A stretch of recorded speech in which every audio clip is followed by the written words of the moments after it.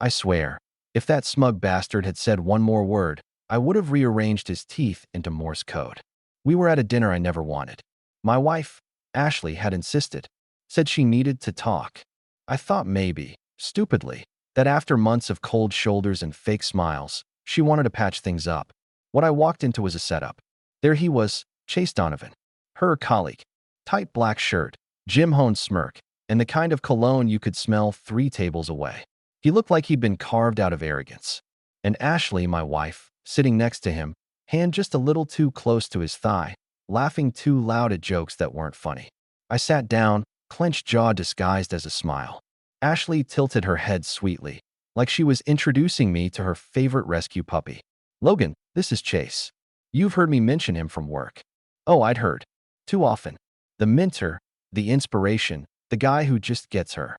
I should have known. Chase leaned forward, locking eyes with me like we were in some kind of duel. I'll make this simple, he said smoothly. You've got 2 options. Leave quietly, or face me like a man. Ashley didn't flinch. She actually smiled. And that's when it hit me. This wasn't a conversation. This wasn't a dinner. This was curtain call. They'd rehearsed my humiliation, and I was supposed to play the fool. But here's the thing about me. I don't play roles. I write scripts that I didn't answer Chase. Didn't lunge across the table.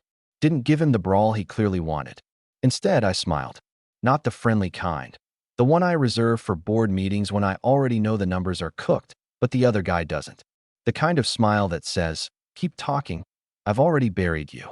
Ashley raised an eyebrow, clearly thrown off that I wasn't exploding on cue. She leaned closer to him, like she was doubling down. Logan, you're overreacting. You always do. Overreacting. Right. Like being ambushed at dinner by your wife and her new boy toy is just another Tuesday hiccup. So I nodded. Calm. Precise. You're right, Ash. I do overreact sometimes. Then I stood, put my napkin neatly on the table, and said, you two enjoy dinner. I'll take care of the rest. They watched me leave like I'd surrendered, like I was walking out with my tail between my legs. But they didn't know me, not really. See, Ashley always mistook silence for weakness. She thought because I didn't yell, I didn't notice.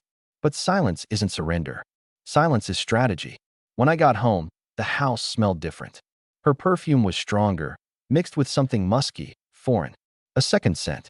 I didn't rage. Didn't tear the place apart. I went straight to the bedroom closet. Top shelf.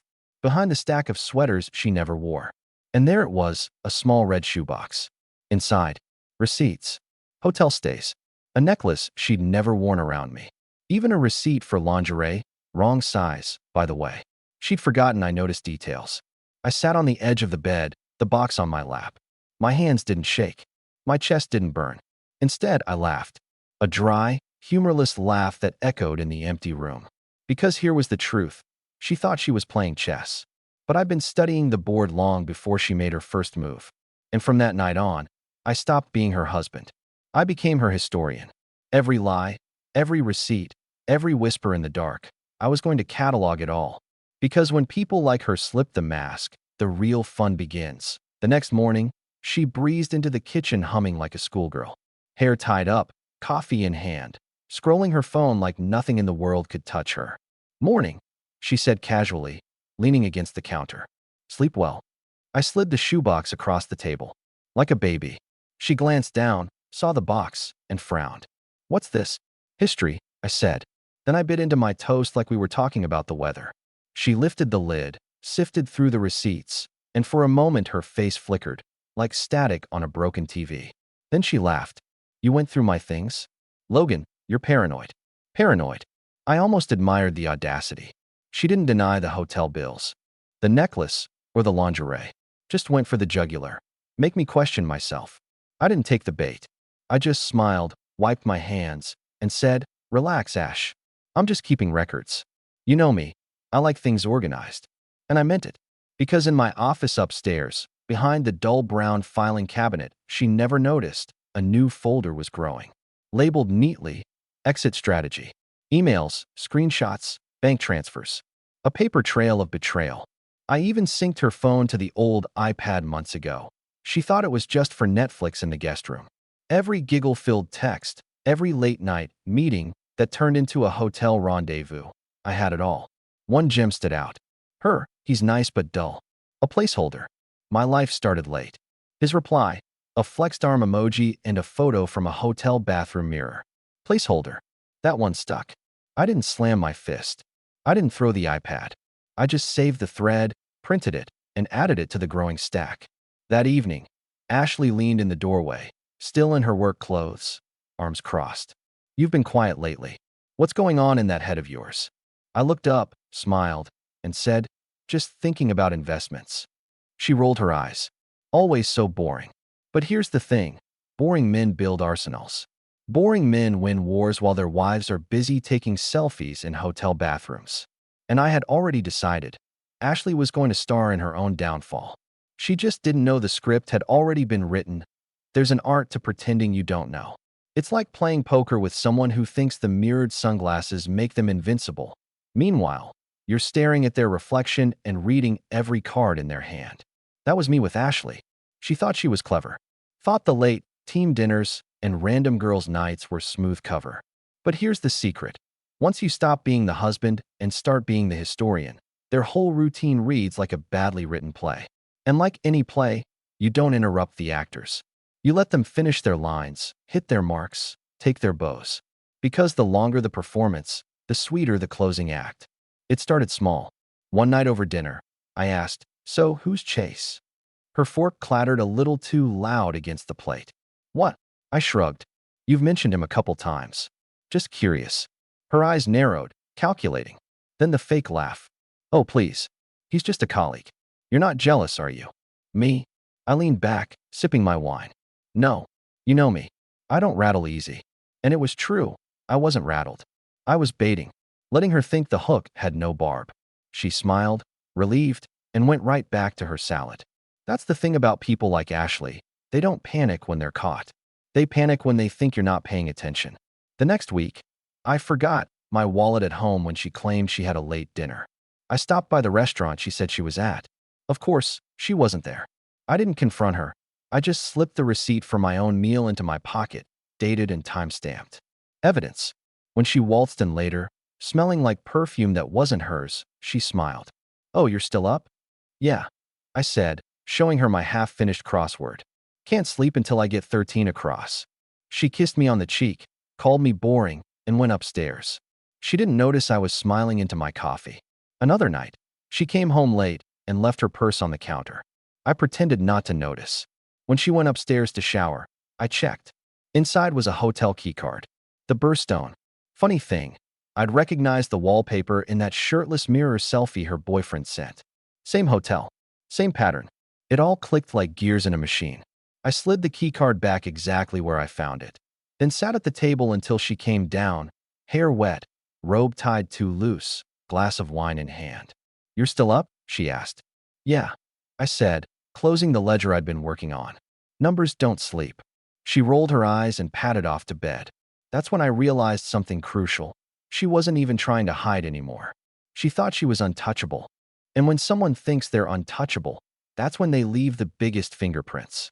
Meanwhile, I kept building. I wasn't just stacking receipts and screenshots. I was building a timeline. Every date, every time, every line matched to a piece of hard evidence. Like an engineer tightening bolts before a stress test. Bank statements. 2 withdrawals that lined up with her spa days. Mileage tracker on her car. 15 unexplained trips across town. Phone records. 1 number dialed at least 50 times in a single month. I didn't just collect them. I organized them. Labeled folders. Printed backups. 1 copy on a flash drive. Another in cloud storage. Another in a safety deposit box. If she burned the house down tomorrow, I'd still have every nail in her coffin. But evidence alone wasn't enough. I needed leverage. So I started nudging her. Not hard, just subtle pushes. Testing where her walls were weakest. Like the night I casually mentioned. Funny, ran into Lacey at the hardware store. She said she hasn't seen you in months. Ashley froze mid-bite. "What? That's weird. I was just with her last weekend." "Oh, must have been a mix-up," I said, reaching for the salt. She smiled, but her eyes gave her away. One more crack in the armor.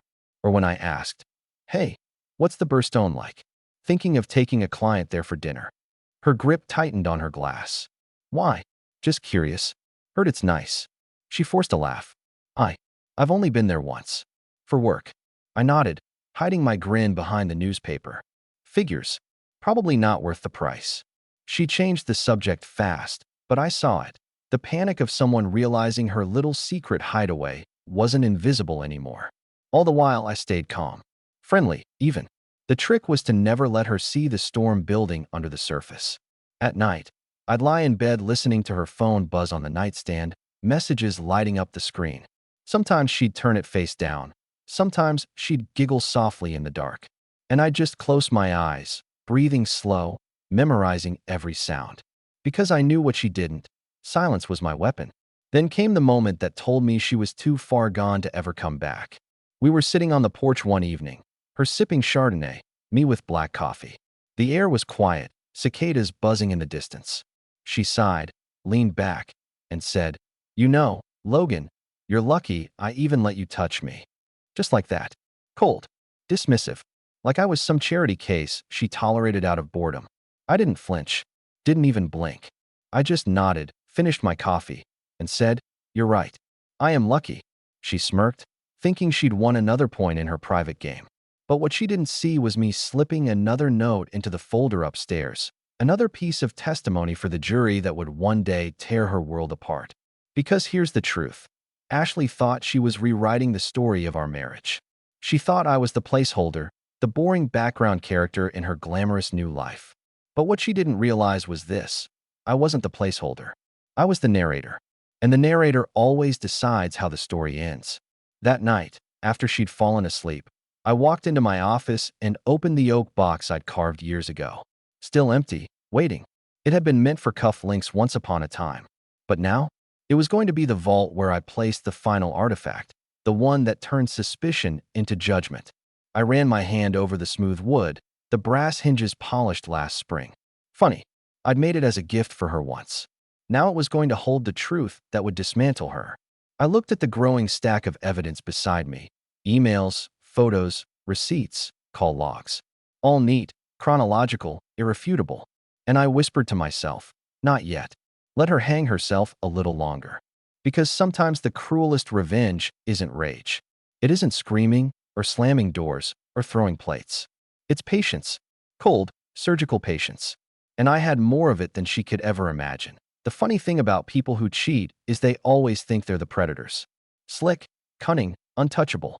But predators get sloppy when they stop believing in consequences. And sloppiness? That's where the hunter flips the game. Ashley was getting sloppy. It started with her phone. She used to guard it like a state secret. Turned it face down on the counter, carried it from room to room, even brought it into the bathroom like it was a pacemaker keeping her alive. But lately, she'd leave it charging in the kitchen while she showered, screen lighting up with little previews of betrayal. The first time it buzzed, I didn't touch it. Just watched from across the room as the notification glowed. Miss you already. Same time tomorrow. From Chase. I didn't need to open it. I already had the iPad syncing every word. But seeing it there, bold and bright in my own kitchen, was like watching a burglar leave fingerprints on the window. And still, I didn't move. I sipped my coffee, folded the newspaper, and waited. When she came downstairs, towel wrapped around her hair, she froze for half a second when she saw the phone still buzzing on the counter. Then she forced a smile. "Morning, babe," she said. "You're up early." "Numbers don't sleep," I replied, tapping the paper. "Neither do I." She chuckled nervously, scooped up the phone, and disappeared. Then came the second slip. A new credit card bill arrived. One she must have thought was on paperless statements. I opened it casually, like it was a piece of junk mail, and there it was, a $642 charge at the birthstone. Date stamped the exact night she claimed she was networking. I slid the bill into the growing folder, then poured myself a drink. She thought she was playing poker, but she'd just laid her hand face up on the table. Her third mistake was the one that told me she was unraveling. We were at a barbecue with friends, neighbors, people who'd known us for years. Ashley got a little too comfortable with the Chardonnay, laughing too loud, touching arms that weren't mine. When someone joked about office romances, she giggled, "Don't tempt me." Everyone laughed. I laughed too, but not at the joke. I was laughing because she had no idea she was already standing on the trapdoor, and I was the man with the lever. The real fun began when I started feeding her rope. "Hey," I said one night, Thinking of cashing out some stocks. Maybe book us a trip. Somewhere warm. Cancun, maybe. Her eyes flickered. Panic, then calculation. Oh, that's sweet. But I'm slammed with work these next few months. Big projects, late nights, you know how it is. Of course, I said. Work first. She smiled, relieved. But I saw it. The tiniest crack of guilt, quickly buried under her usual smugness. She thought she'd dodged a bullet. In reality, I just confirmed her calendar was wide open for someone else. I started dropping hints, subtle as a whisper. Funny. I mused one evening while scrolling my phone. Saw an ad for the birthstone today. Never realized how pricey it is. Her fork froze midair. Oh yeah? I've heard it's expensive. You'd know better than me, I said casually, never looking up. Her hand shook just enough for her wine to ripple in the glass. Another night, I let a single sentence hang in the air like smoke. You ever think people underestimate me? She blinked, caught off guard. What do you mean? I smiled. Nothing. Just wondering. She laughed it off, but the seed was planted. For the first time, she looked at me like she wasn't sure how much I knew. And that uncertainty? That was leverage. Meanwhile, I kept tightening the net. I met with a lawyer, quietly, discreetly. Slid the growing folder across his mahogany desk. He skimmed it, eyebrows lifting higher with each page. You've got her dead to rights, he said finally. Financial infidelity, marital misconduct, potential asset diversion. If we file, she won't just lose half. She'll be lucky to walk away with her purse. I nodded. Not yet. Let her play a little longer. He smirked. You're colder than most, Mr. Hayes. Precision, I corrected. Not coldness. Precision. Ashley, of course, had no idea. She thought she was weaving lies. In reality, she was weaving a cocoon, one I was going to crack open at the perfect moment. And to sell the act, I played the dutiful husband better than ever. I made her coffee in the mornings, picked up dry cleaning, fixed the squeaky door in the garage she'd been nagging about, even surprised her with flowers once. White lilies, her favorite. She looked at me suspiciously when I handed them over. What's this for? Just because, I said. Figured you deserved it. She melted, kissed my cheek, called me sweet. And I smiled back, knowing she was kissing the very man she was trying to bury. But here's the thing about living a double life, it frays you. Even the best liars slip eventually. Her breaking point came one night around midnight. She was curled up on the couch, phone in hand, giggling softly at whatever Chase had typed. I walked in silently, set a glass of water on the table, and said, Who's making you laugh so hard? She nearly dropped the phone. Oh, it's just Lacey. Sending memes. Memes at midnight. I raised an eyebrow. She forced a laugh. She's a night owl. I nodded slowly, pretending to buy it. Got it. Lacey. She relaxed, returned to scrolling, convinced I was blind. But upstairs in my office, the iPad was already buzzing with the same thread. Chase. Wish you were here. Counting down the hours. Not memes. Not even close. The next morning, she tried a new tactic, flirtation. Cooking breakfast in nothing but one of my old shirts, leaning close, brushing against me like we were newlyweds again. Missed you last night, she whispered. I smiled, kissed her forehead, and said, Yeah, me too. She thought she'd reel me back in. What she didn't know was that every performance, every act of false affection, was just more evidence. Proof she knew she was guilty. Proof she was trying to cover her tracks. And I let her. Because patience isn't just a virtue. It's a weapon. That evening, as she slept soundly beside me, her phone buzzed again. I reached over, not to check it, but to silence it. Then I stared at the ceiling, the glow of the moon painting faint shadows across the room. She thought she was the predator. She thought she was clever. But she was tangled in her own net, and I was the one tightening it. And soon, very soon, she'd discover what happens when you underestimate the man you've mistaken for a placeholder. Because placeholders don't plot. Placeholders don't build timelines, or stack evidence, or polish oak boxes in the dead of night. Predators don't fear placeholders. But they should. The shift was subtle, like the first chill of autumn slipping into a summer night. Ashley still strutted, still laughed too loudly, still tossed her blonde hair with that smug air of invincibility. But her eyes told a different story. She was watching me now, measuring me. It started with her phone. One Saturday morning, I noticed it. She set it on the counter, screen facing up. That was new. For months, she'd guarded that thing like the crown jewels, sleeping with it under her pillow, keeping it glued to her hand during showers. But suddenly, it was left out in the open, unlocked, notifications buzzing like she wanted me to see them. Classic overcorrection. A liar trying too hard to look innocent. "Morning," I said, pouring coffee. "Morning," she chirped. "Look, Chase sent me this funny TikTok." She turned the screen toward me, showing some clip about a cat in a blender. "Don't worry, fake." I smiled politely. Hilarious. She studied my face like a scientist with a specimen under glass. Was I jealous?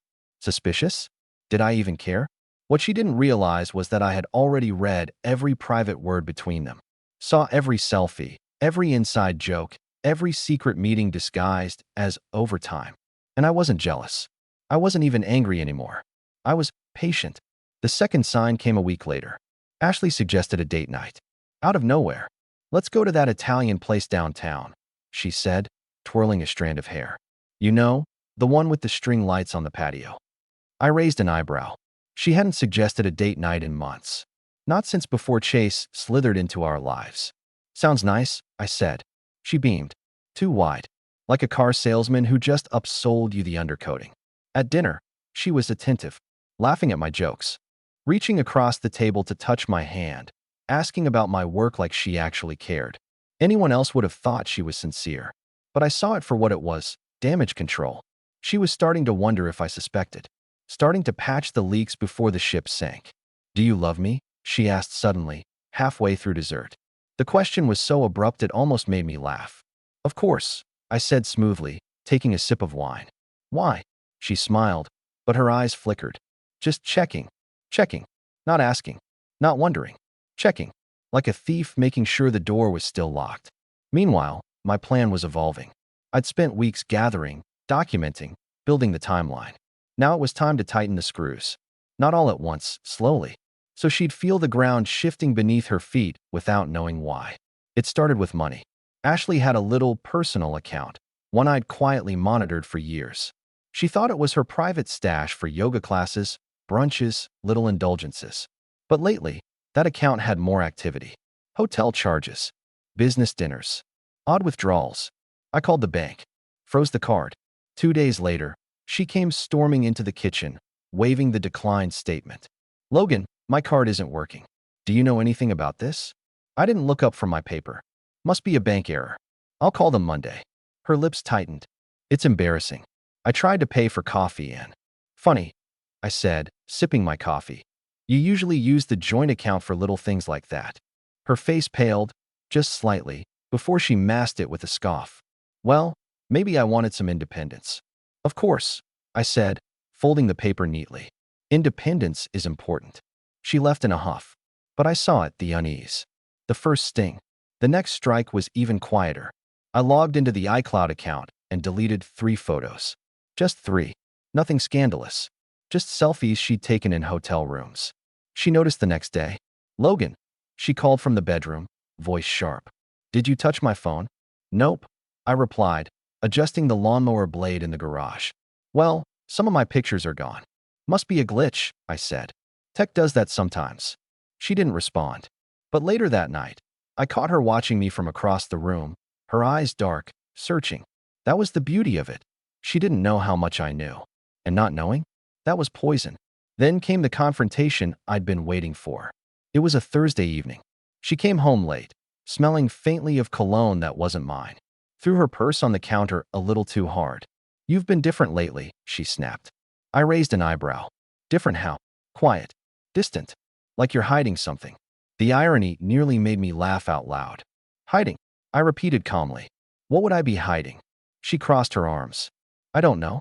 You tell me." I stood, walked past her, and patted her shoulder lightly. "You worry too much, Ash. You've always had an imagination." Her eyes narrowed, but I didn't give her the satisfaction of looking back. That night, she tried again, this time with sweetness. Crawled into bed, rested her head on my chest, whispered, "I don't want to lose you." I stroked her hair gently, kissed the top of her head, and said, "You won't." But in my mind, I added, "Not the way you think." The next day, I escalated. I left a single sheet of paper on the counter, an old receipt from the Burstone, highlighted neatly. When she came home, she froze. I pretended not to notice, chopping vegetables for dinner. "What's this?" she demanded, holding up the paper. I glanced over casually. "Looks like a receipt." "From the Burstone." "Yeah, must have gotten mixed in with the mail." Her hands trembled just enough to rattle the paper. "Logan, why would you?" I cut her off with a smile. "Relax. Probably nothing." Then I went back to chopping onions.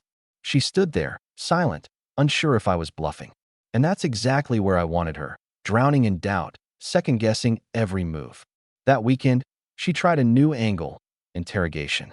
We were driving to a family gathering when she said, "You've been acting strange. Are you seeing someone?" The audacity almost made me choke on my coffee. I kept my eyes on the road, lips twitching with amusement.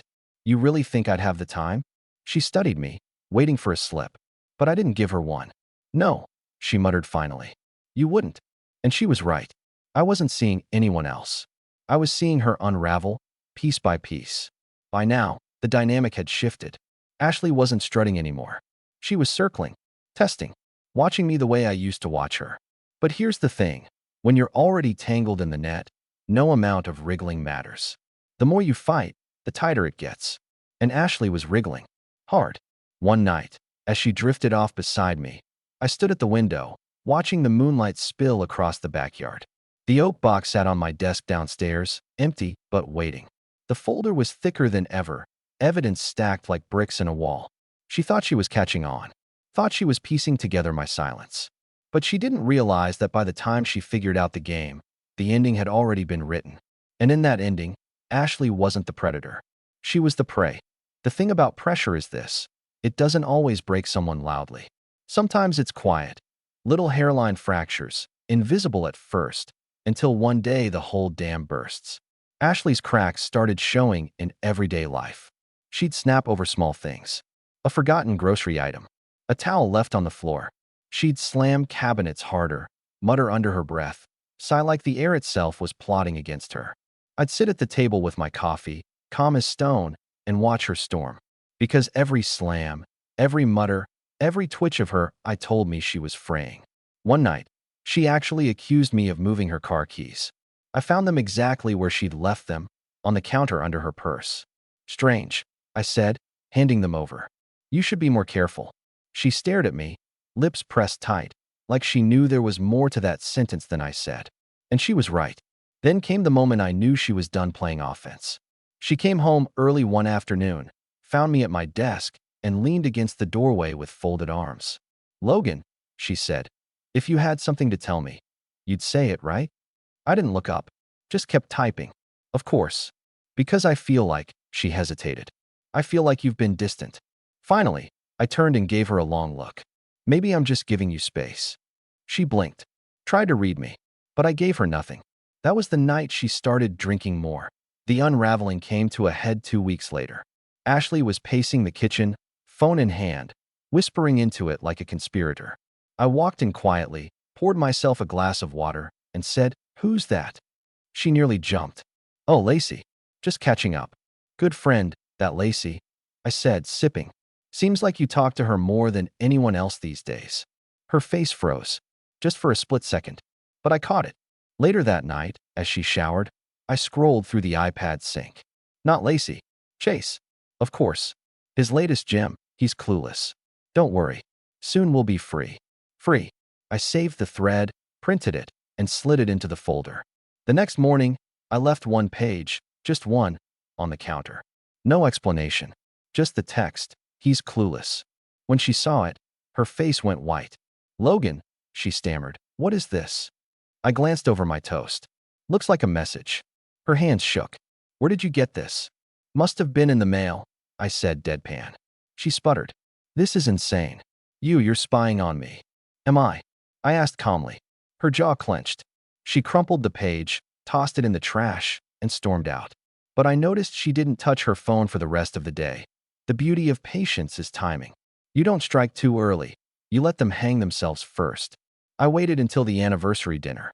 Our 10th. She didn't even remember. But I did. I booked a table at a quiet restaurant. Candles, white tablecloth, the works. She showed up distracted, already glued to her phone. Halfway through the meal, I slid a small oak box across the table, the one I'd been polishing for months. She blinked, suspicious. What's this? Open it, I said. Inside, neatly stacked, were printouts, photos, receipts, messages, the timeline in full. Her hands trembled as she sifted through them. Chase's selfies, hotel bills, the text calling me a placeholder.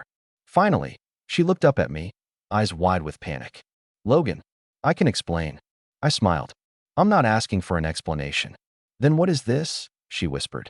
This, I said, leaning back, is notice. You've underestimated me for too long. And I don't give second chances. I give consequences. She sat there frozen, the color draining from her face. Then she tried to laugh. You wouldn't dare. I sipped my wine, calm as ever. Watch me. Here's where you expect fireworks, right? Screaming, slammed doors, a messy divorce with lawyers clawing over scraps. But that's not how I play. See, Ashley thought she'd walk away clean. Maybe with the house, maybe half the accounts, maybe even sympathy from friends. But I had been building this for months. Not just the evidence, but the revenge. And it wasn't loud. It was precise, surgical. The next morning, she woke to silence. I was gone. So was every dollar from the joint accounts. Every asset tied to her name was frozen. The car in her driveway, already transferred to my company. On the kitchen table sat a single envelope. Inside, divorce papers, notarized, with a settlement so brutal it left her with nothing but her clothes. Alongside it, a single photo, her and Chase at the birthstone, sent anonymously to her boss, her parents, and her book club, scheduled via email at exactly 9 a.m. By the time she finished screaming, her phone buzzed. Her job? Terminated for inappropriate conduct. Chase, gone silent, his wife having received the same photo hours earlier. Ashley stumbled into the driveway, barefoot, mascara running, shouting my name. But I wasn't there. I was 3 towns over, sipping coffee on a porch I now owned outright, watching the sun rise. She thought she was the predator. She thought she had me cornered. But in the end, I wasn't her placeholder. I was her executioner. And the best part? She never saw it coming until the credits rolled.